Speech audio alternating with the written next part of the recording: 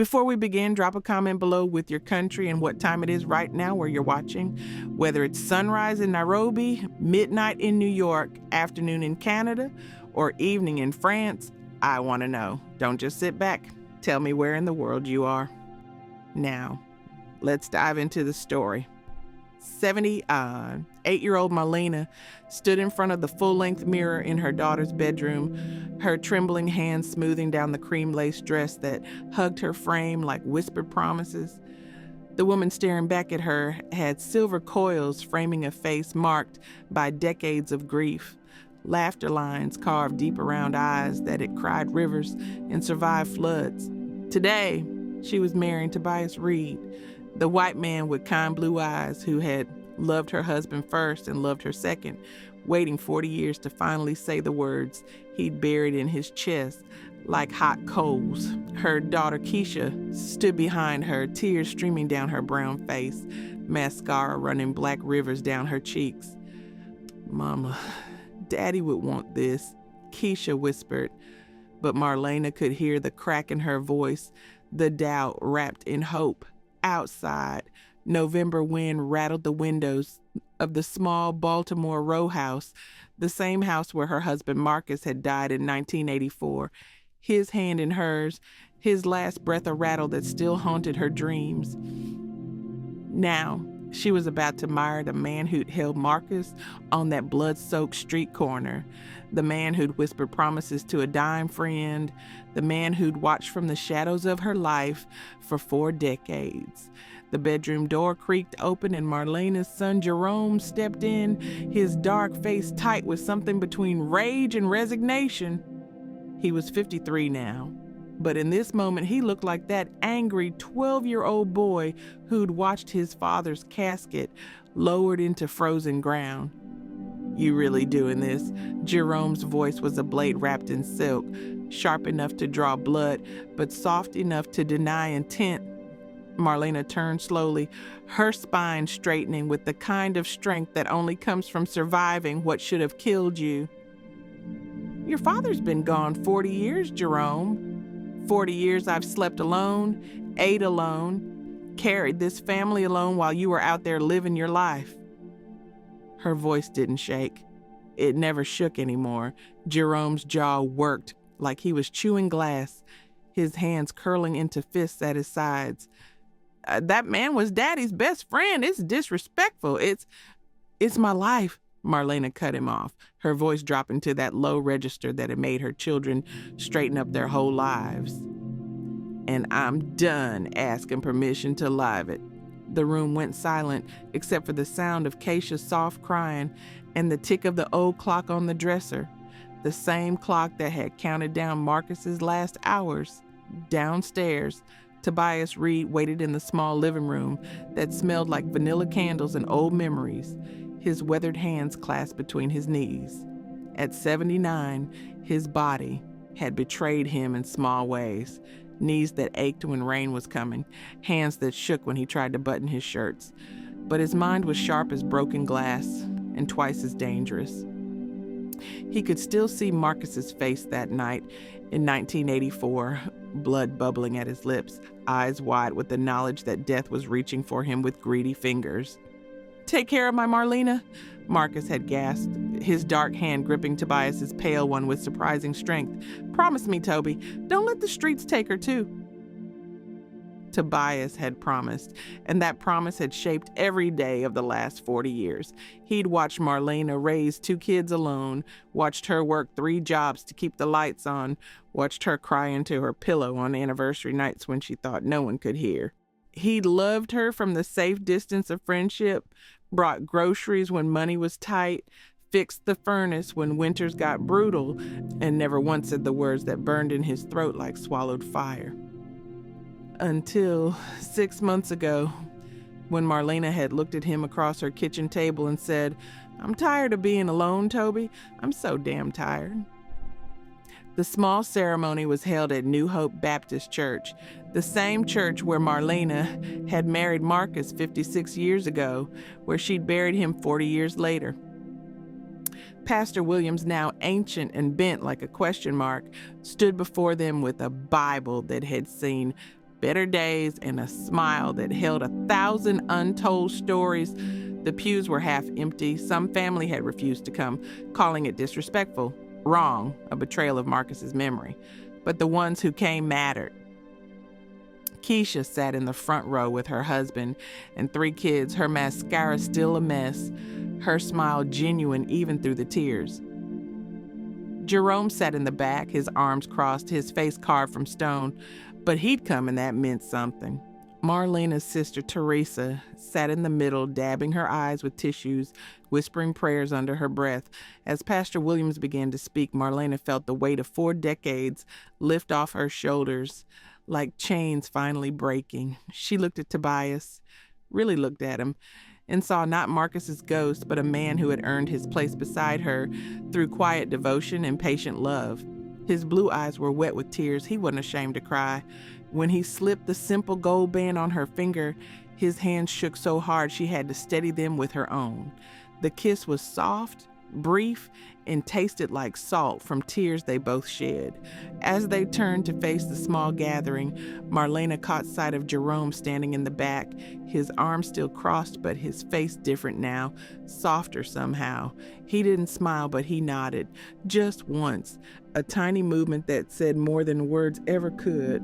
They walked down the aisle together, Tobias's hand warm and solid in hers, and for the first time in 40 years, Marlena didn't feel Marcus's absence like a missing limb. She felt his presence like a blessing, like he was walking beside them, his hand on Tobias's shoulder, his voice a whisper in the church's dusty air saying, "I kept my promise too, baby. I sent you someone who'd love you right."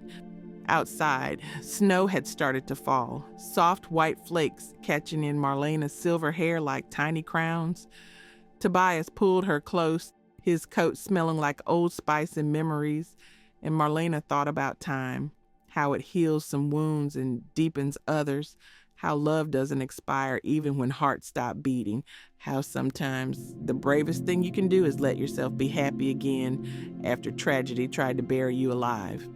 The year was 1984, and Baltimore's streets were hungry, swallowing young black men whole and spitting out caskets. Marlena was 38 then, her hair still dark with just whispers of gray at the temples, her body strong from years of cleaning houses for white families in Roland Park, who paid her just enough to keep surviving, but never enough to stop struggling. Marcus was 41. A sanitation worker with hands calloused from hard labor and a smile that could light up the darkest corners of West Baltimore's broken blocks.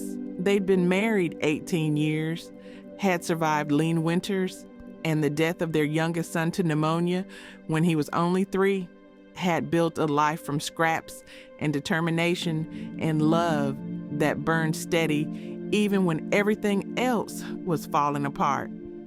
That November morning, Marcus had kissed her goodbye at the door like always, his lips warm against her forehead, his voice a low rumble in his chest. "Love you, Lena. Make sure Jerome gets to school on time and don't let Keisha talk you into letting her skip piano practice." Those were his last normal words, ordinary as breathing, precious as gold, because Marlena didn't know they'd be the last ordinary moment she'd ever have. Tobias Reid had been Marcus's best friend since childhood, an odd pairing that had raised eyebrows in their segregated Baltimore neighborhood where black and white didn't mix except when absolutely necessary. They'd met at age 7 in a junkyard on the edge of town, both boys digging through trash looking for treasure, and had bonded over a shared love of baseball cards and comic books and dreams bigger than the poverty trying to crush them.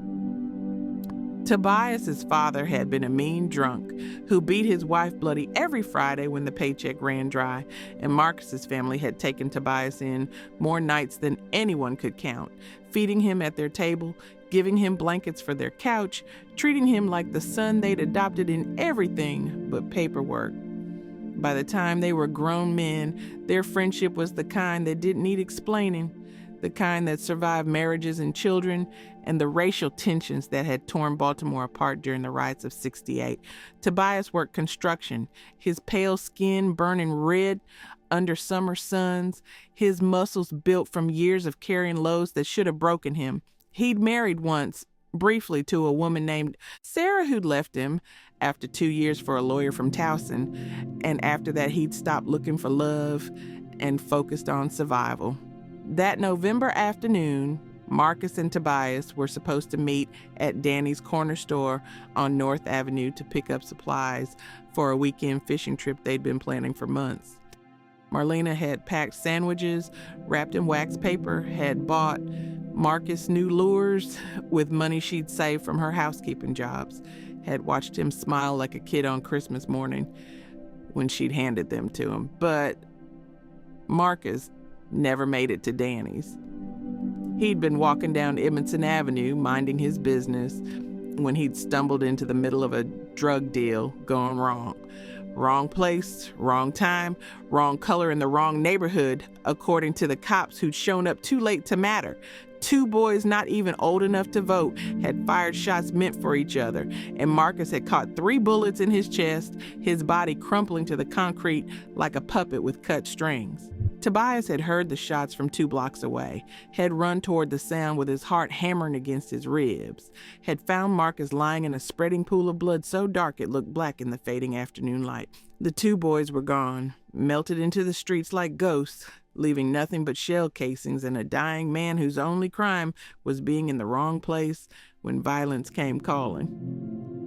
Tobias dropped to his knees beside Marcus, his hand shaking so hard he could barely dial 911 on the payphone on the corner. Marcus's breath came in wet, rattling gasps, blood bubbling at his lips like champagne from hell. His dark eyes found Tobias's face and locked on, desperate and fading. "Toby," he wheezed, his hand reaching up to grip Tobias's shirt with surprising strength. "Toby, listen. Don't let Marlena fall apart. Don't let the streets take my kids. Promise me." Tobias was crying, tears streaming down his face unchecked, his voice breaking. "You're gonna be fine, Marcus. Ambulance is coming. You're gonna be fine." But Marcus shook his head slightly, blood running from the corner of his mouth down his chin. "Promise me you'll take care of them. Marlena, Jerome, Keisha, they're gonna need you when I'm gone. Promise me, brother." The word brother hit Tobias like a physical blow, carrying the weight of 34 years of friendship, of shared secrets and childhood scars and adult struggles survived together. "I promise," Tobias whispered, his hands pressing against the bullet wounds in Marcus's chest, trying to hold his life in even as it leaked out between his fingers. "I promise, Marcus. I swear on everything I love." Marcus smiled then, a small, peaceful smile that didn't match the blood on his teeth. "I know you will. That's why I ain't scared." Then his eyes went distant, looking at something beyond Tobias, beyond the street, beyond this world. His last breath left his body like a sigh of relief. The ambulance arrived 7 minutes later, but Marcus was already gone, his body cooling on the dirty Baltimore street, while Tobias sat beside him, still pressing his hands against wounds that no longer bled. The paramedics had to pry Tobias away, his hands covered in Marcus's blood, his white shirt stained red like he'd been the one shot. The police took statements, wrote in little notebooks, said words like wrong place, wrong time, and street violence, like that explained anything, like that made a man's death make sense. Tobias rode with Marcus's body to the hospital, even though there was no point. Couldn't bear to let his friend ride alone into whatever came next. He was the one who had to call Marlena, had to hear her scream through the phone line when he told her Marcus was gone, had to hear her knees hit the floor when her legs gave out. He was the one who drove to her house, walked up those steps with legs made of lead, held her while she beat her fists against his chest, screaming, "Why wasn't it you? Why wasn't it you?" And God help him, Tobias had wondered the same thing. Why was Marcus dead and Tobias alive? Why had fate taken the good man with a wife and kids and left the broken one with nothing? The guilt of surviving started that day, and it never really stopped. Marcus's funeral was held on a gray Saturday that threatened snow but delivered only cold rain that fell like tears from a weeping sky. New hope. Baptist church was packed beyond capacity, people standing in the aisles and overflowing onto the steps outside, a sea of black and brown faces punctuated by a handful of white ones, including Tobias, who sat in the second row beside Marlena because she'd grabbed his hand and wouldn't let go.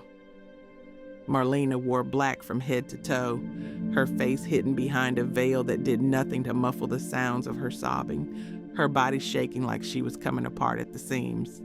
12-year-old Jerome sat on her other side, his young face carved from stone, not crying because he'd already decided men don't cry, that tears were weakness, and weakness had killed his father, even though that made no sense at all.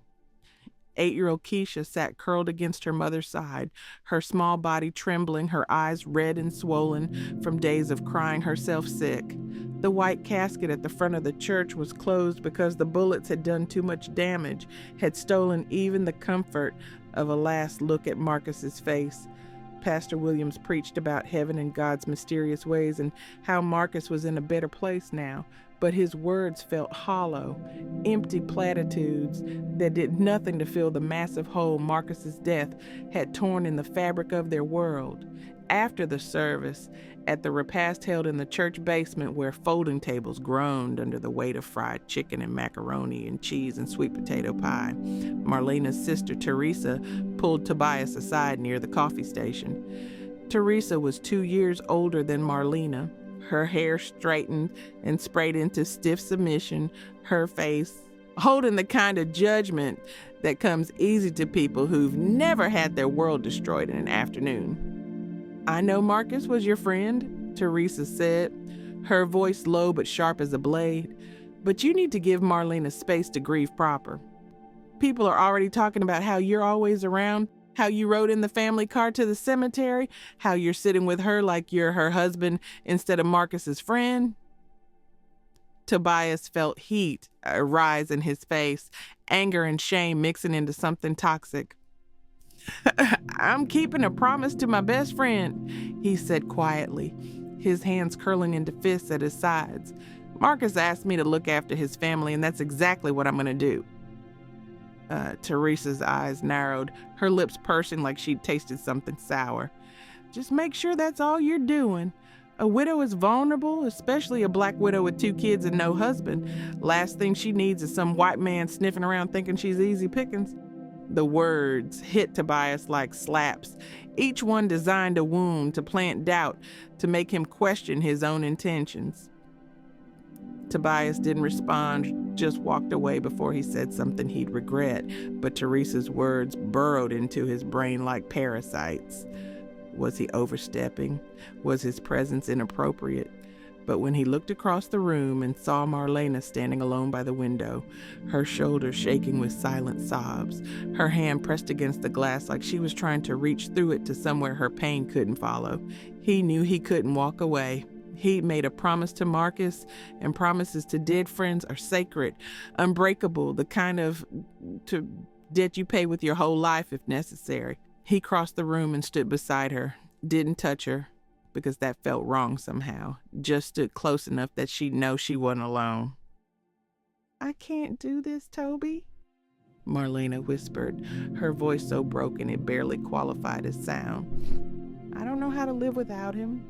I don't know how to raise these kids alone. I don't know how to wake up tomorrow and every tomorrow after that knowing he's never coming back."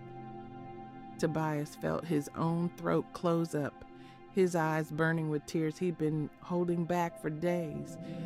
"You do it one breath at a time," he said softly, "and you let people who love you help carry what you can't carry alone. That's what Marcus would want." The years after Marcus's death were brutal, a slow grind of survival that tested Marlena in ways she'd never imagined. The sanitation department gave her a small death benefit that barely covered the funeral costs. leaving her with a mortgage, 2 kids, and no safety net except her own determination and the 3 cleaning jobs she worked from dawn until dark. Jerome grew hard and angry, running with boys from the neighborhood who sold drugs on corners and carried guns tucked into waistbands, boys who saw education as a white man's trap and violence as the only language worth speaking. Marlena tried to hold him close, but he slipped through her fingers like water, coming home later and later until some nights he didn't come home at all. Keisha became so quiet, she was almost invisible, her grief turning inward, her personality shrinking until she was just a ghost of the bright, giggly girl she'd been before her father died. And Marlena herself felt like she was drowning, gasping for air that wouldn't come, going through emotions that felt meaningless without Marcus there to share them with. Some nights she'd stand in their bedroom, holding his shirts to her face, breathing in the fading scent of him, Old Spice and sweat, and something uniquely Marcus, crying until she had no tears left, just dry heaving sobs that shook her whole body. Through it all, Tobias was there, steady as the sunrise, reliable as gravity. He fixed the leaking roof the winter after Marcus died, climbing up there himself in freezing rain because Marlena couldn't afford a roofer. He helped Jerome with homework the boy wouldn't do alone, sitting at the kitchen table for hours trying to penetrate the wall of anger and grief Jerome had built around himself. He taught Keisha how to ride a bike in the spring of '85, running beside her in the alley behind Marlena's house, his hand on the back of her seat until she found her balance and pedaled away laughing for the first time in months. He brought groceries when Marlena's cupboards were bare, never making it feel like charity, always saying Marcus had loaned him money years ago, and this was just paying it back even though they both knew it was a lie. He sat with Marlena on the anniversary of Marcus's death, didn't try to fill the silence with empty words, just sat beside her on the couch while she cried, his presence a quiet reminder that she wasn't alone, even when loneliness felt like it would swallow her whole. People talked, of course they talked, neighbors whispering behind hands about the white man always at the Black Widow's house, Teresa calling weekly to warn Marlena about impropriety in appearances. But Marlena didn't care because Tobias kept her family alive when survival felt impossible. And that mattered more than gossip or judgment or anyone's opinion about what was proper. By 1990, 6 years after Marcus's death, a new rhythm had established itself in Marlena's life, a pattern built from sorrow and survival and small moments of unexpected joy. Jerome was 18, had graduated high school by the skin of his teeth thanks to Tobias's relentless tutoring and Marlena's threats that if he didn't walk across that stage, she'd whip him in front of God and everybody, regardless of how big he'd gotten. He'd joined the Army, partly to escape Baltimore's hungry streets, and partly because he needed distance from the ghost of his father that haunted every corner of their neighborhood. Keisha was 14, shy and bookish, her nose always in novels about girls who had adventures in worlds where fathers didn't die on street corners for no reason at all. Marlena was 44, her hair more gray than black now, her body carrying the weight of hard years and harder choices. She finally cut back to 2 cleaning jobs, had saved enough to fix the furnace, and replace the worn carpet in the living room, was surviving instead of just drowning. And Tobias, now 47, was still there, still showing up every Sunday for dinner, still fixing whatever broke, still being the steady presence that Marlena had come to rely on so completely she couldn't imagine life without him, even though she never named what he meant to her beyond friend, because naming it felt like betrayal. It was Keisha who first noticed what Marlena refused to see, her teenage eyes sharp enough to catch the way Tobias looked at her mother when he thought no one was watching. The longing in his gaze was naked, almost painful to witness, like a man dying of thirst, staring at water he'd sworn never to drink. One Sunday evening after Tobias had left, Keisha sat beside her mother on the couch where they'd been watching the Cosby Show and said, "Mr. Toby loves you, Mama. I mean, really loves you, not just like a friend." Marlena's hand stilled on the blanket she'd been folding, her whole body going rigid. "Don't say foolish things, Keisha. Tobias was your father's best friend. He's here out of duty and love for what Marcus was to him, nothing more." But Keisha shook her head, her young face serious beyond her years. "I see how he looks at you, Mama. I see how his whole face lights up when you laugh. I see how he finds reasons to touch your hand when he passes you things. That ain't duty. That's love." Marlena felt something hot and frightening unfurl in her chest, a possibility she'd been suffocating for 6 years because entertaining it felt like infidelity, even though Marcus was 6 feet underground and past caring. Even if that were true, which I'm not saying it is, I could never, Marlena said firmly. "Your father's only been gone 6 years. It's too soon. It's disrespectful. It's wrong." Keisha was quiet for a long moment, then said softly, "Daddy wouldn't want you to be alone forever, Mama. He loved you too much for that." The truth was, Marlena had felt it too. The shift from friendship to something deeper and more dangerous. It had happened so gradually she couldn't pinpoint exactly when Tobias stopped being just her dead husband's best friend and became something else entirely. Maybe it was the night in '87 when the furnace died in the middle of a brutal January cold snap, and Tobias had shown up at midnight with space heaters he'd bought with money he probably couldn't spare, setting them up in the bedrooms so the kids wouldn't freeze, then sleeping on her couch to make sure the old heaters didn't start a fire. She'd found him the next morning, his tall frame folded uncomfortably on her too small sofa, and had felt something crack open in her chest, a warmth that had nothing to do with the heaters and everything to do with the man who'd given up his own comfort to ensure hers.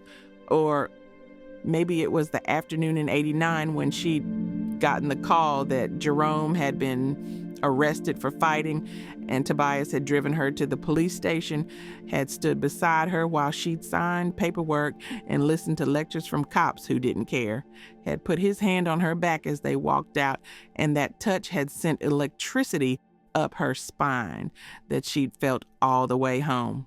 She'd started noticing things about him she'd never let herself see before.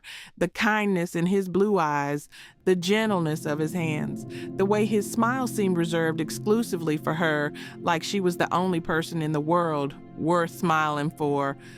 But guilt was a powerful thing, a weight that pressed down on Marlena's chest until breathing felt difficult.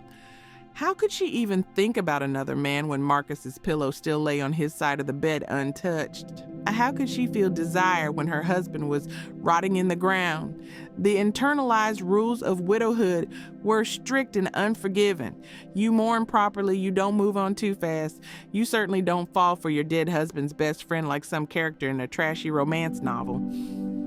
Marlena's church community had opinions about proper grieving periods, about the sanctity of marriage, even beyond death, about loyalty and memory and not dishonoring the departed by living too fully after they were gone.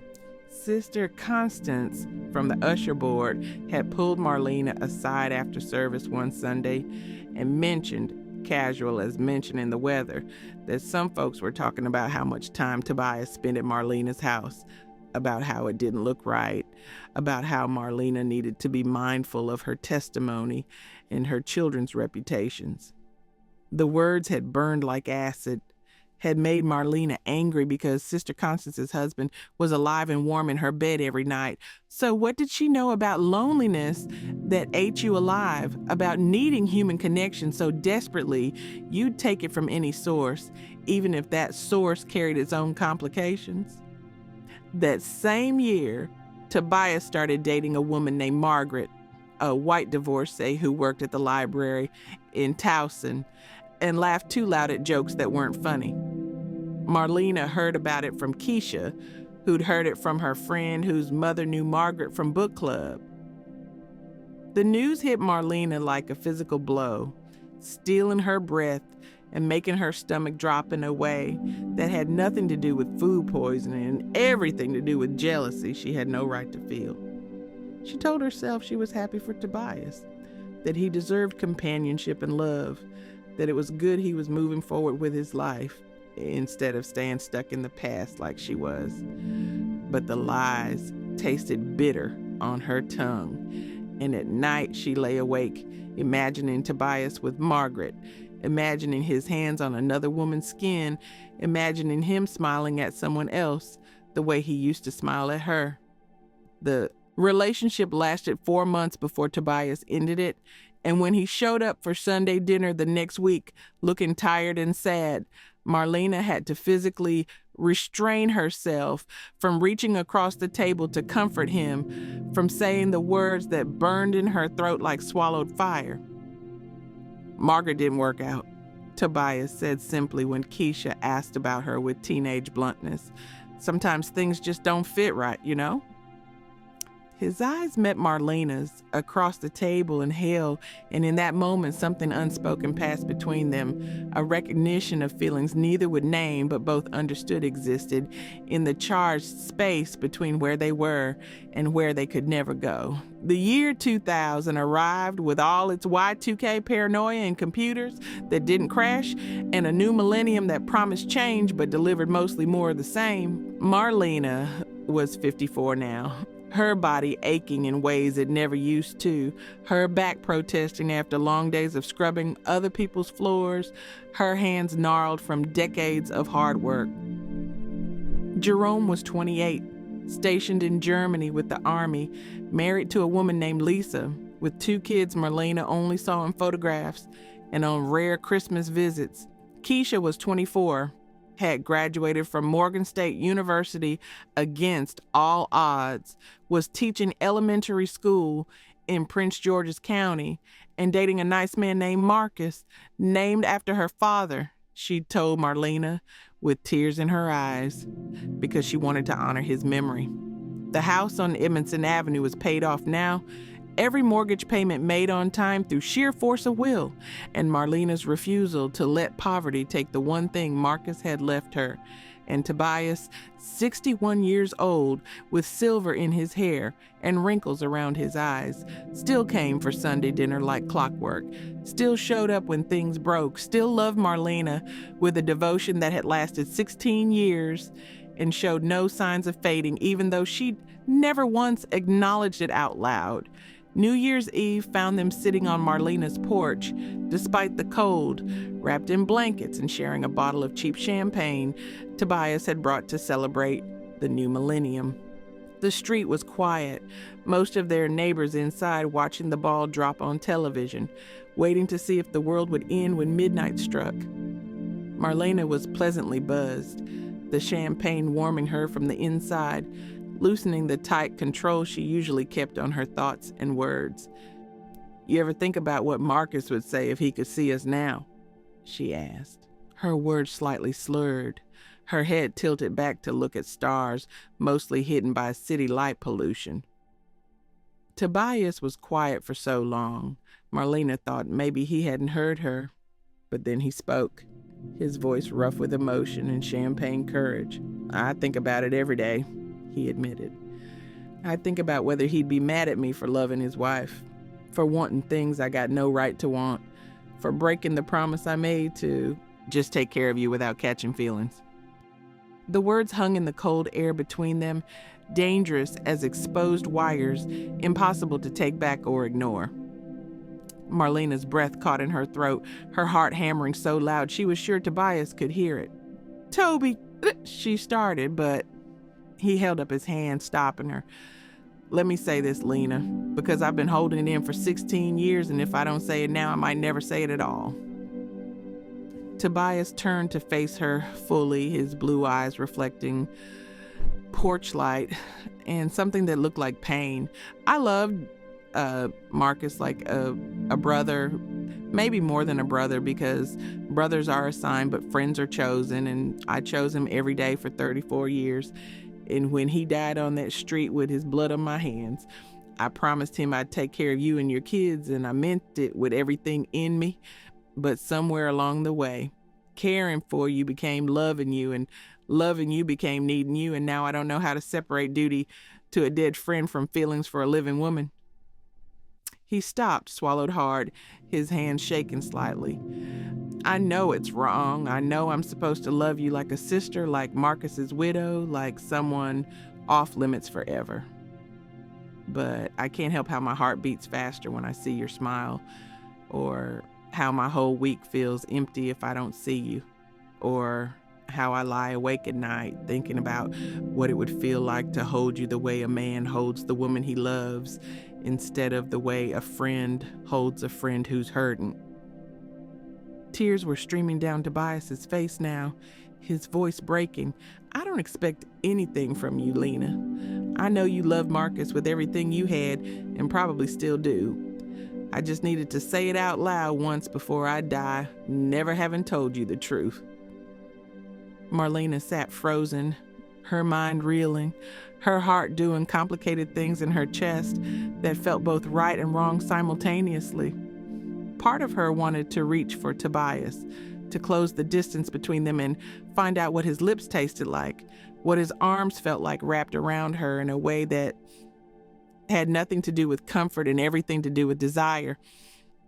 But another part of her, the part still loyal to Marcus's memory, the part shaped by church teachings and social expectations and her own internalized rules about proper widowhood, recoiled from the possibility. I can't, she whispered, her own tears starting to fall. Toby, I can't. Marcus has only been gone 16 years. That's not long enough. People would talk. My kids would be hurt. The church would judge. And God help me, I'd feel like I was betraying Marcus every time I looked at you. Tobias nodded like he'd expected this answer, like he'd rehearsed it in his mind 1,000 times. I know, he said softly. I know, Lena. And I'm not asking you to choose me or to stop loving Marcus or to do anything that would hurt you. I just needed you to know that you've been loved all these years, even if I never said it. That counts for something, doesn't it? Being loved even when the loving is silent. The question felt like a wound, bleeding truth into the space between them. They sat in silence as midnight approached, the sound of distant fireworks starting to pop in neighborhoods more celebratory than theirs. When the clock struck 12 and the new millennium officially began, they didn't kiss like couples do on New Year's Eve, didn't even hug, just sat side by side with inches of space between them that might as well have been miles. Happy New Year, Toby, Marlena said quietly, her voice thick with unshed tears and unspoken feelings. Happy New Year, Lena, Tobias replied, and there was so much sadness in his voice that Marlena almost reached for him. But she didn't, and a moment passed, and Tobias left shortly after with a hug that lasted just a fraction too long to be purely friendly. After he was gone, Marlena sat alone on her porch and let herself cry for the first time in years, not for Marcus this time, but for herself and for Tobias, and for the love that existed between them, but could never be acknowledged, never be acted upon, never be anything more than this painful, beautiful, impossible thing that lived in the spaces between words. She thought about Marcus that night, wondered if he was watching from wherever the dead go, wondered if he'd be angry or understanding, whether he'd want her to be happy or to remain faithful to his memory forever. She fell asleep on the couch, still in her clothes, and dreamed of two men, one dead and one living, both loving her, both wanting her happiness, both impossible to choose between. After that New Year's Eve confession, something shifted between Marlena and Tobias, a subtle reconfiguration of the space they occupied in each other's lives. Tobias still came around, but less frequently, the weekly Sunday dinners becoming monthly. His presence in Marlena's daily life shrinking from constant to occasional. He was giving her space, Marlena realized, protecting her from gossip and judgment, and from the temptation that clearly existed between them. Like a third presence neither could acknowledge, she missed him with an intensity that shocked her, missed his terrible jokes and steady hands and the way he made her feel safe in a world that had spent decades trying to prove she wasn't. But she also felt relieved, like someone had removed a weight she'd been carrying so long, she'd forgotten it wasn't a natural part of her body. Without Tobias's constant presence, she could breathe easier, could attend church without Sister Constance's judgmental eyes tracking her every move, could tell herself she'd done the right thing by choosing loyalty to Marcus's memory over her own selfish desires. Keisha called weekly from her apartment in Maryland, her voice careful when she asked about Tobias, worried in a way that told Marlena her daughter had guessed what had happened, even without being told. Jerome called less frequently, his life in Germany busy with military duties and raising kids. But when he did call, he asked pointed questions about whether that white man was still hanging around, his tone making clear what he thought about the possibility.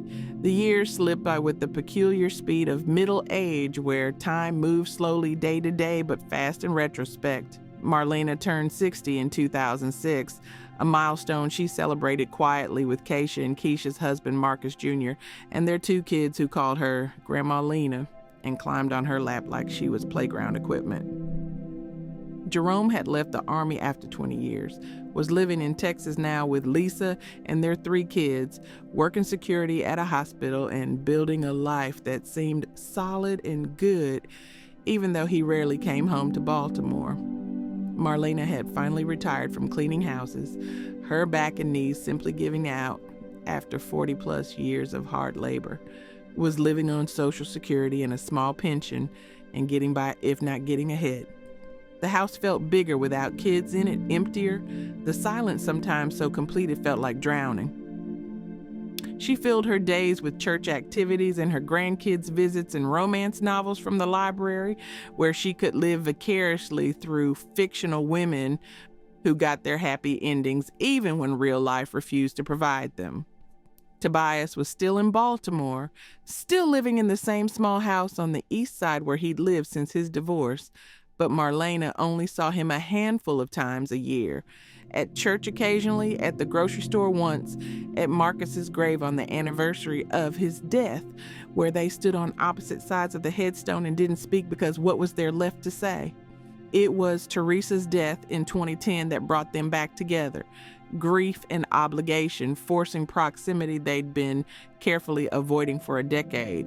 Teresa had a massive stroke at age 72, was found 3 days later by a neighbor who'd noticed her mail piling up, died in the hospital without ever regaining consciousness. Marlena was devastated. For all their differences, Teresa had been her sister, her only sibling, the person who remembered their childhood and their mother's voice and what it felt like to be young before life got hard. The funeral was held at New Hope Baptist, and Marlena sat in the front pew, surrounded by Teresa's children and grandchildren, but feeling utterly alone until someone slid into the seat beside her and took her hand. She didn't have to look to know it was Tobias, could recognize his touch like her own heartbeat, that familiar warmth that still made her stomach flip even after all these years and all this distance. He didn't say anything, just held her hand through the service while Pastor Williams talked about Teresa's commitment to the Lord and her dedication to family, his thumb making small circles on her palm that felt both comforting and dangerous. After the burial at the repast, Tobias stays close, but not too close, brought her plates of food she couldn't eat, refilled her water glass, ran interference when distant cousins she barely knew wanted to talk about Teresa's possessions and who should get what. "Thank you," Marlena told him quietly when there was a brief moment of privacy near the church kitchen, "for being here. I know things have been weird between us, but I needed you today." Tobias's smile was sad, his eyes holding something that looked like longing wrapped in resignation. "Always, Lena. No matter how much time passes or how much distance is between us, when you need me, I'll be there. That's never going to change." That night, Marlena went home to her empty house and did something she hadn't allowed herself to do in years. She let herself imagine what life might have been like if she'd said yes on that New Year's Eve a decade ago. She imagined waking up beside Tobias, his arms around her, his breath warm on her neck. She imagined Sunday dinners that didn't end with him leaving, trips to the grocery store together instead of alone, growing old with someone instead of growing old by herself. The fantasy was so vivid it almost hurt, so real she could feel the ghost of his touch on her skin, and when it ended and reality crashed back, she wept like she hadn't wept in years. Because the truth was, she was lonely, desperately, achingly lonely in a way that had nothing to do with having family and everything to do with not having a partner, someone to share the weight of days with, someone to laugh with and fight with and make love to and wake up beside. Marcus had been dead 26 years, more than a quarter century, longer than some people lived entire lives. Was she supposed to mourn forever? Was loyalty to a dead man's memory worth spending the rest of her life alone? But even asking those questions felt like betrayal, like infidelity, like something that would disappoint Marcus if he was watching from wherever the dead watch from. She fell asleep that night, still in her funeral clothes, too exhausted to change, and dreamed of Marcus standing at the foot of her bed, looking sad but not angry, his mouth moving like he was trying to tell her something important, but no sound coming out. Tobias struggled too, though Marlena didn't know it. His life, a careful construction built around the hole her absence had created. He'd tried dating again over the years, had gone out with women from his church and his neighborhood, and even one he'd met at the hardware store who'd flirted with him sugish while he was buying nails. But every relationship ended the same way, with him realizing he was measuring every woman against Marlena and finding them all wanton, breaking things off before anyone got hurt worse than necessary.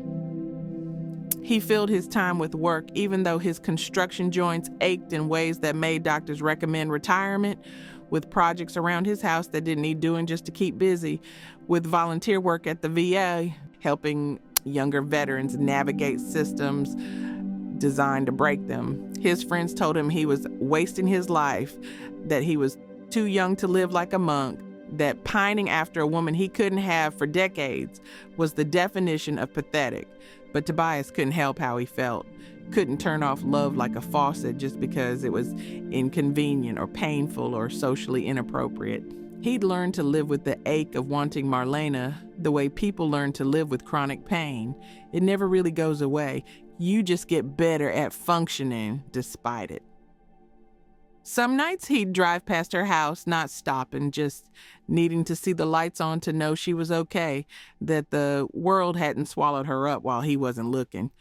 It was creepy behavior and he knew it, but he did it anyway because the alternative was not thinking about her, and that was impossible. In March of 2020, just as the world was shutting down for a pandemic, nobody fully understood. Yet, Marlena had what she thought was a bad case of indigestion.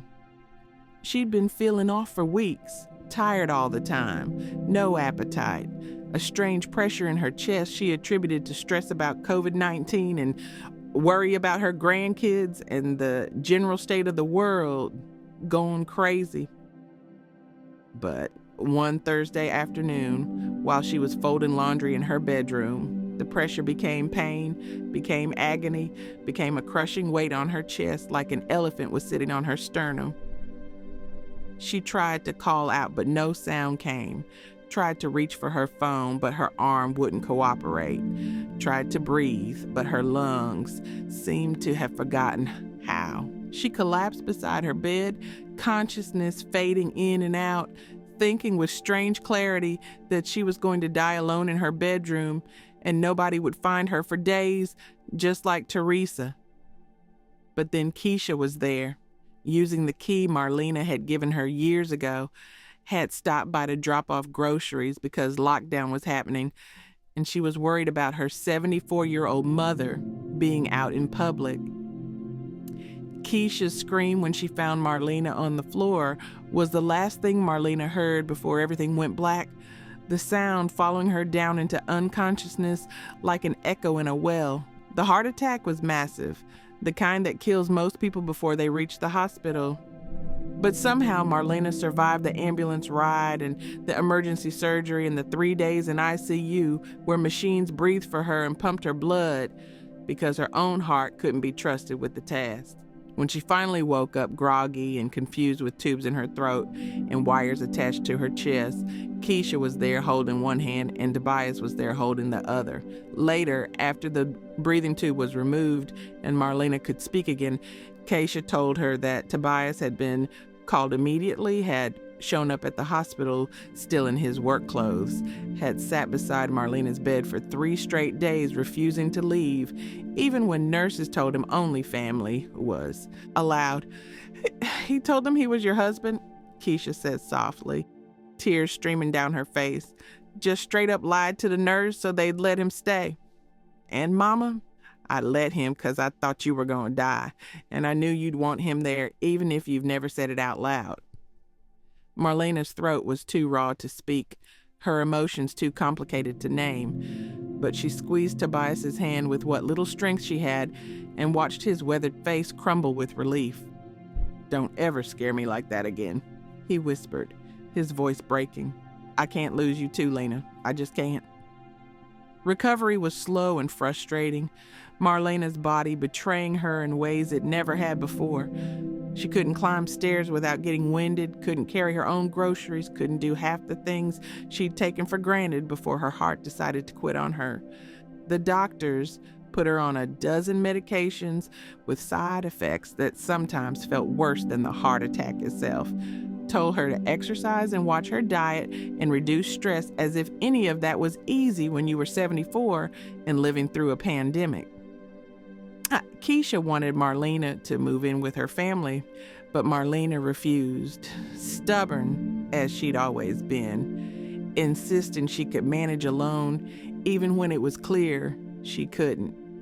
That's when Tobias showed up with an overnight bag and informed Marlena he was staying until she could take care of herself, not asking permission, just doing what needed doing the way he'd been doing for 36 years.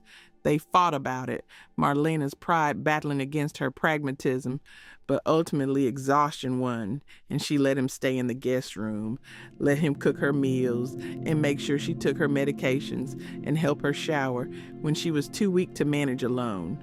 It was intimate in ways that had nothing to do with sex. Tobias seeing her at her weakest and most vulnerable, and Marlena hated it and needed it in equal measure. Living together, even temporarily, broke down barriers that had stood for decades. They fell into routines that felt shockingly domestic.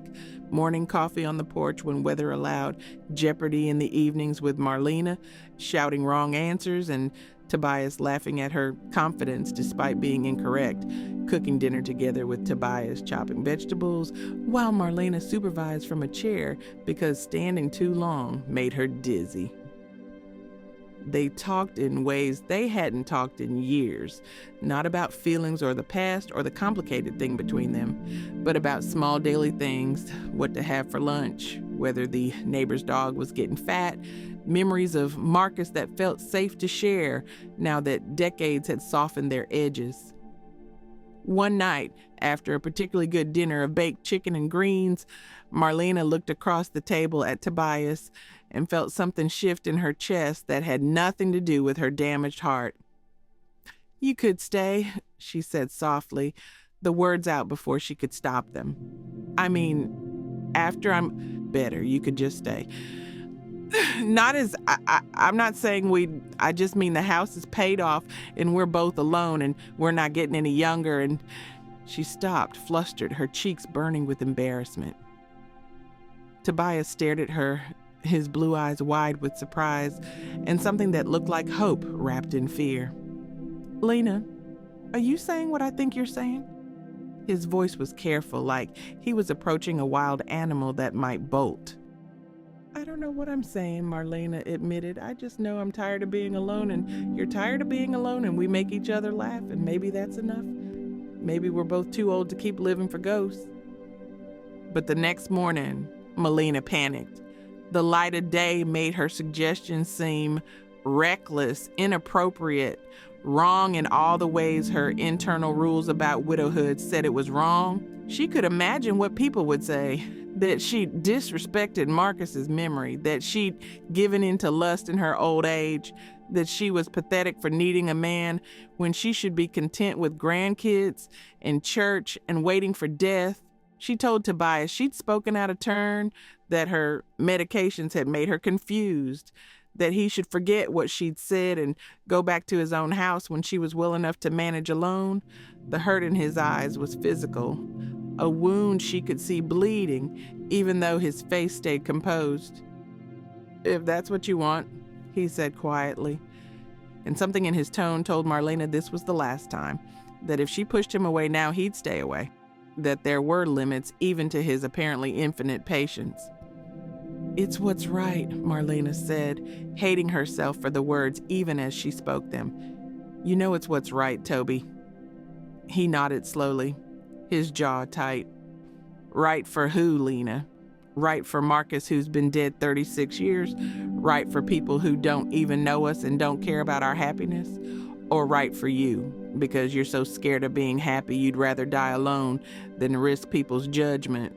The question hung in the air like smoke, and Marlena had no answer that didn't sound hollow, even to her own ears.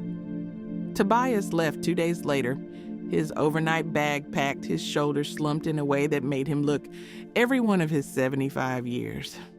Marlena stood in the doorway and watched him go, her heart, the damaged one that had already tried to kill her once, breaking in ways she didn't think were possible at 74. She told herself she'd done the right thing, that maintaining propriety and honoring Marcus's memory was worth the loneliness, that she could live the rest of her life just fine without Tobias, even though she'd leaned on him for 36 years. But the house felt wrong without him. Too quiet, too empty, every room echoing with his absence. She couldn't sleep in her own bed because she kept reaching for someone who wasn't there, kept listening for sounds of him moving around the house, kept cooking too much food because she'd gotten used to feeding too. Keisha called daily, her voice tight with worry and barely suppressed frustration. "Mama, I don't understand," she finally said, 2 weeks after Tobias left. "You almost died. You were given a second chance, and you're choosing to spend it alone because why? Because of what people might think, because Daddy's been dead for 36 years and you think you owe his ghost something?" Marlena wanted to argue but couldn't find the words, couldn't explain why she felt so bound by rules she wasn't even sure made sense anymore. It was Jerome who finally broke through, calling from Texas on a Saturday morning in April when spring was trying to push through Baltimore's gray skies. "Ma, I need to tell you something and you're not going to like it," he started, his voice tight with emotion. "I've been angry at Tobias my whole adult life. Angry that he was there when Dad died, like somehow it was his fault. Angry that he kept showing up after like he was trying to replace Dad. Angry that you seemed to need him when you should have just needed me and Keisha." He paused, and Marlena could hear him breathing hard like he was fighting tears. "But I was wrong, Ma. I've been wrong for 36 years. Tobias didn't try to replace Dad. He tried to honor him by taking care of his family. And you know what Dad's last words to him were?" "Keisha told me. Dad asked him to take care of you, so Tobias has been keeping a promise to his dying best friend for almost 4 decades. And I've been treating him like the enemy when really he's been the hero of this story all along." Marlena felt tears streaming down her face, her chest tight with something that felt like grief and relief mixed together. "Jerome, Let me finish, Ma," Jerome interrupted. "I'm 56 years old. Lisa and I have been married 28 years, and you know what I've learned? Life is too short to waste on pride and stubbornness and worrying about what other people think. If Tobias makes you happy, if he's been there for you all these years, if he loves you enough to wait 36 years for you to maybe love him back, then you'd be a fool to push him away because you're worried about respecting a dead man's memory. Dad loved you, Ma, and if he loved you even half as much as I think he did, he'd want you to be happy, not lonely. He'd want you to live, not just exist. The words hit Marlena like a physical blow, knocking loose something that had been stuck in her chest for decades. She thought about Marcus's last moments, about how he'd asked Tobias to take care of her, about what that really meant beyond just fixing the roof and bringing groceries. Maybe Marcus had known even then that Tobias loved Marlena. Maybe he'd been giving them permission in his last breath. Maybe this whole time, Marlena had been honoring a rule Marcus never actually wanted her to follow. She thought about the last 36 years, about all the moments Tobias had shown up when he didn't have to, about the quiet devotion that had never wavered, even when she'd pushed him away over and over, about what it meant that a man could love a woman for decades without demanding anything in return. She thought about her heart attack, about how close she'd come to dying without ever taking a single risk for her own happiness, about how much time she probably had left and whether she wanted to spend it alone in this too big house or with someone who'd proven his love through actions, if not words. Jerome, she said slowly, her voice shaking, I think I've made a terrible mistake. Her son laughed, the sound thick with relief. Then fix it, Ma, before it's too late. Marlena called Tobias's number 17 times that afternoon, but he didn't answer, her calls going straight to voicemail until she wondered if he blocked her number or thrown his phone in a river or simply decided he was done waiting for a woman who couldn't make up her mind. She drove to his house on the east side, her damaged heart pounding so hard she thought she might have another attack right there in his driveway. But his truck wasn't there, and the lights were off. And for a terrifying moment, Marlena thought maybe he'd left Baltimore entirely, had finally given up and moved somewhere he could forget about her. She went to New Hope Baptist that Sunday, scanning the congregation for his silver hair and weathered face. But he wasn't there. And when she asked Pastor Williams if he'd seen Tobias, the pastor looked at her with knowing eyes and said, Sometimes, when we push people away enough times, they stop coming back, Sister Marlena. Maybe you should ask yourself why you're looking for him now. The words stung because they were true, because Marlena had pushed Tobias away 100 times, over 36 years, had kept him at arm's length, even while depending on him, had taken his devotion for granted because she thought it would always be there, waiting whenever she was ready to accept it. She finally found him at the cemetery, kneeling beside Marcus's grave with his head bowed like he was praying or confessing or asking forgiveness from a friend who couldn't answer. Marlena approached slowly, her heart hammering, her hands shaking so badly she had to clasp them together. Toby, she said softly, and he jerked like she'd shot him, his head whipping around to stare at her with red-rimmed eyes that said he'd been crying. What are you doing here? His voice was rough, defensive, a wounded animal backing into a corner. I came to talk to Marcus, Marlena said, her own voice barely above a whisper. To tell him I'm sorry for wasting so many years being scared, to ask his permission even though I know he's been giving it all along and I've been too stubborn to see it. Tobias stood slowly, his knees creaking with age, his face a mask of pain and hope warring for dominance. What are you saying, Lena? He asked the question like he was afraid of the answer, like he'd been hurt so many times he couldn't trust good news anymore. I'm saying, I love you, Marlena said, the words tumbling out in a rush. I'm saying I've probably loved you for years but was too scared to admit it. I'm saying I don't want to die alone when I could die beside you. I'm saying yes, Toby. Yes to whatever this is. Yes to being happy even if it's complicated. Yes to you. Tobias stared at Marlena like she'd spoken in a foreign language, his weathered face going through a dozen expressions in seconds. Shock, disbelief, hope, fear, and finally something that looked like anger. You can't do this, he said, his voice shaking. You can't push me away 100 times and then show up at Marcus's grave and say you love me like that makes everything okay. You can't break my heart for 36 years and then expect me to just forget about it because you finally decided you're ready.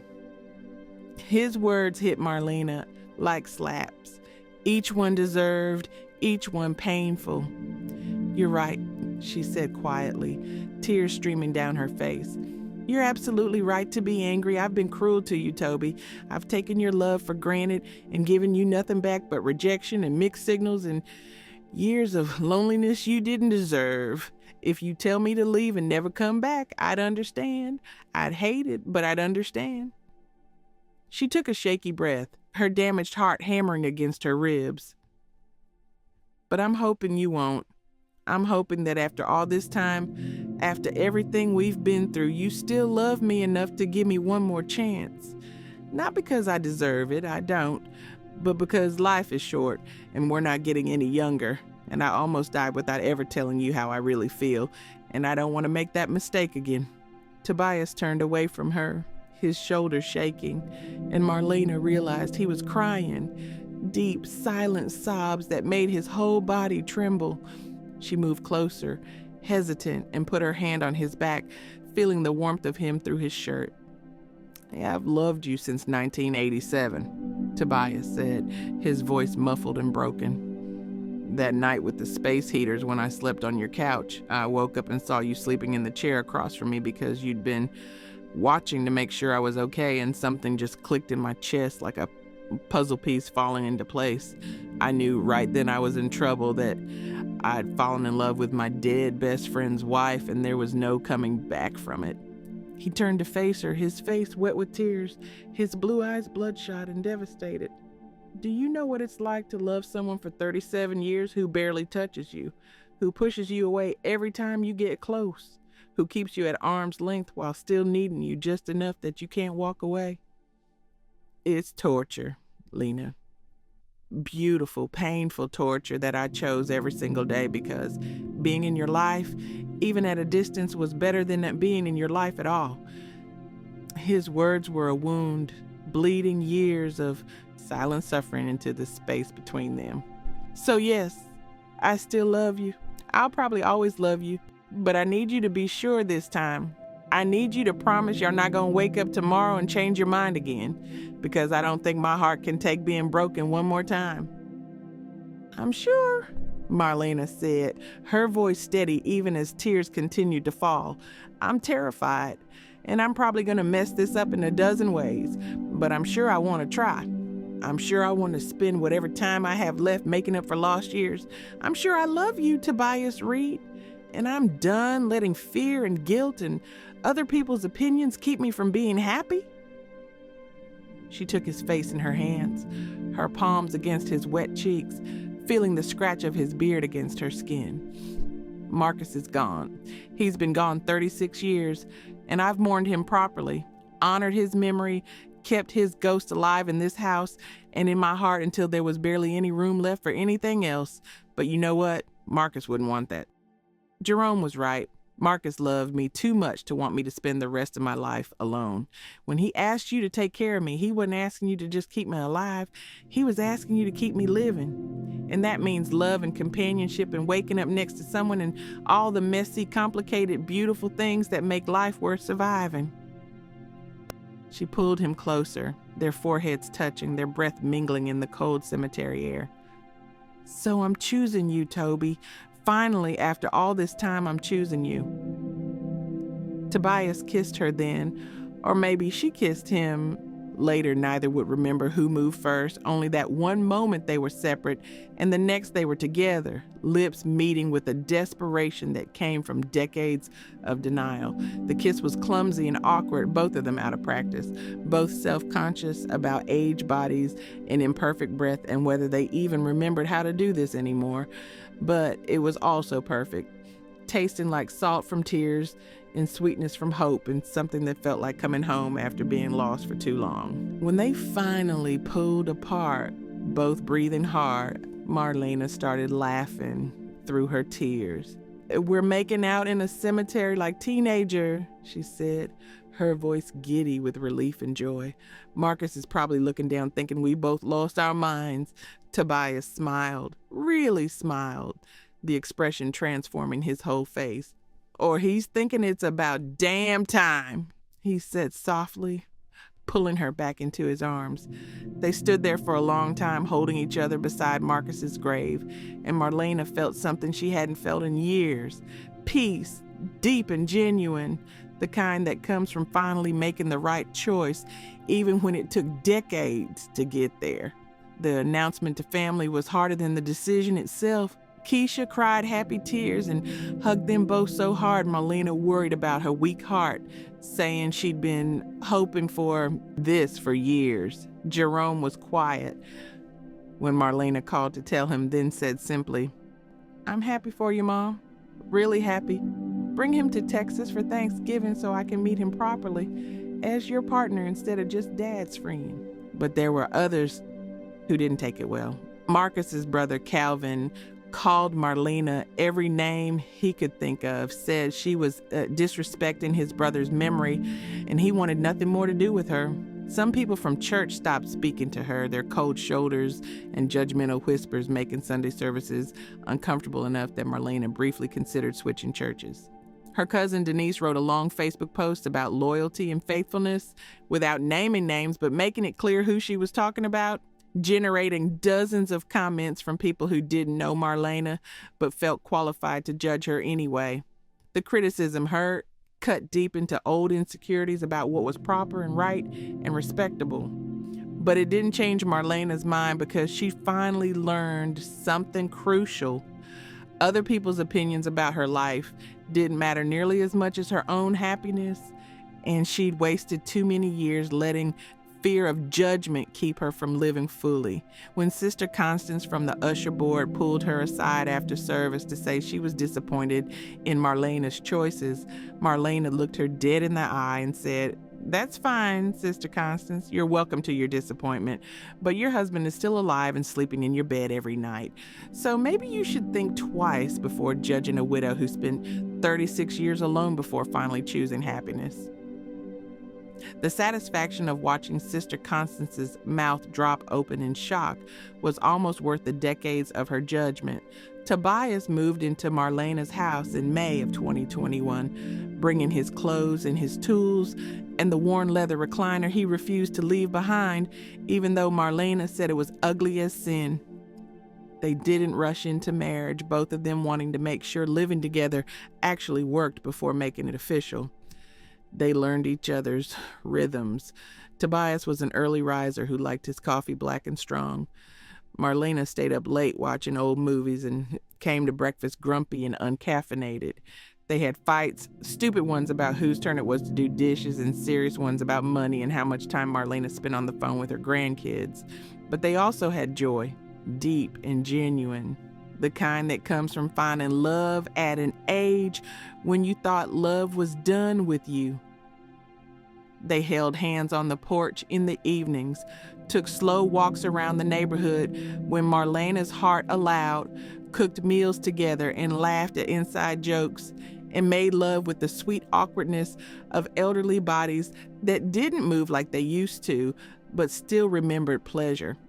For the first time since Marcus died, Marlena didn't feel the crushing weight of loneliness, didn't cry herself to sleep, didn't wonder what the point was of surviving when survival felt like slow death.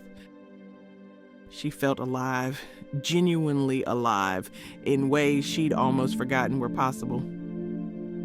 The proposal came on New Year's Eve 2023, 40 years and one day after Marcus's death, 23 years after Tobias's first confession of love. They were sitting on Marlena's porch, wrapped in blankets against the cold, drinking the same cheap champagne they'd shared all those years ago. "Marry me," Tobias said suddenly. No preamble, no fancy speech, just those two words hanging in the winter air. Marlena turned to him, saw the vulnerability in his face, the fear that even now she might say no. "We're 77 and 78 years old," she said, a smile tugging at her lips. "What's the point of getting married at our age?" Tobias grinned, the expression boyish despite his wrinkled face. The point is, I've been unofficially yours for 40 years and I want to make it official. The point is, I want to stand in front of God and everybody and claim you as mine and let you claim me as yours. The point is, we don't know how much time we have left, and I want to spend every second of it as your husband, not just your boyfriend or partner or whatever. He pulled out a small velvet box, opened it to reveal a simple gold band with a tiny diamond. It's not much, I'm on a fixed income and this was the best I could do. But it's real and it's yours if you want it. Marlena looked at the ring, then at Tobias, then back at the ring. Yes, she said, tears streaming down her face for the 1,000th time since Tobias had come back into her life fully. Yes, I'll marry you. I should have said yes decades ago, but I'm saying it now. Yes, the wedding itself was everything their first meeting at the cemetery. What? Joyful, celebratory, full of life instead of surrounded by death.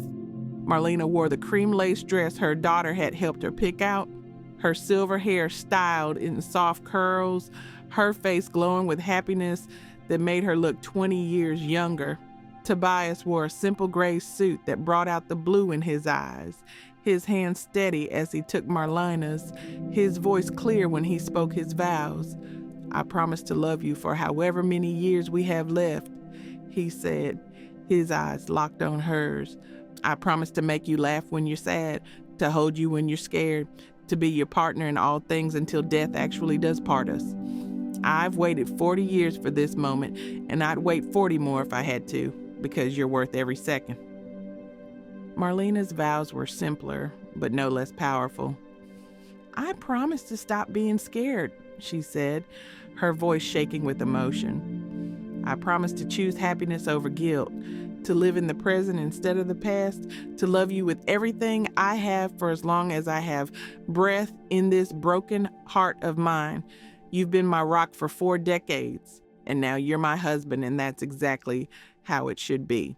When they kissed, the small church erupted in applause and cheer.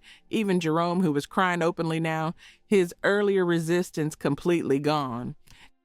At the reception held in the church basement, Jerome stood to give a toast, his voice thick with emotion. My father died when I was 12 years old, he began, the room going quiet. And I spent the next 44 years being angry about it.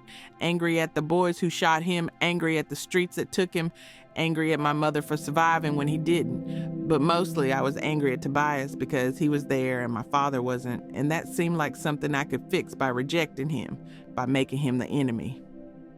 He paused, wiping his eyes. But I was wrong. Tobias wasn't the enemy. He was the hero I was too stupid to recognize.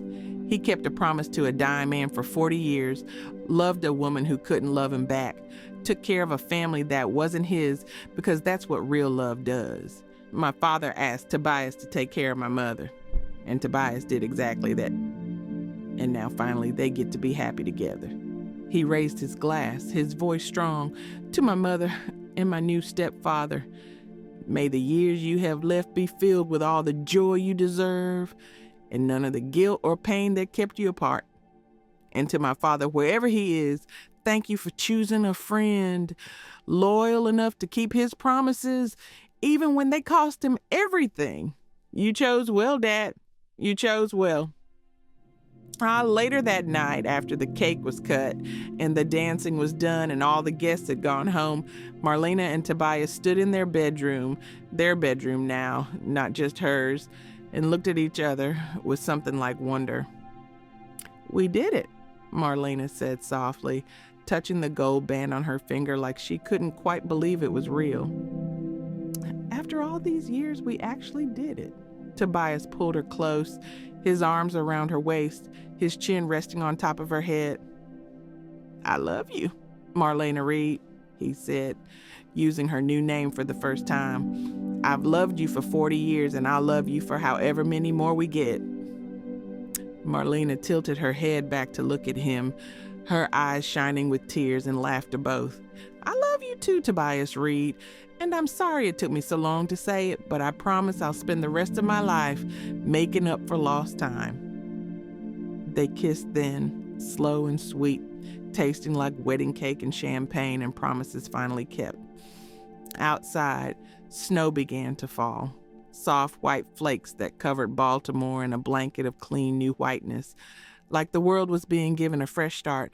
And inside, two people who'd spent 40 years circling each other, held back by guilt and fear and loyalty to ghosts, finally came together in the way they should have decades ago, as partners, as lovers, as husband and wife. It wasn't a fairy tale ending because life isn't a fairy tale, but it was their ending, earned through decades of devotion and patience and love that refused to die, even when it seemed impossible. Man, sometimes, Marlena thought as she fell asleep in Tobias's arms for the first time as his wife, sometimes that's even better than a fairy tale. Sometimes the best stories are the ones that take 40 years to reach their happy ending, because that means the happiness was worth waiting for.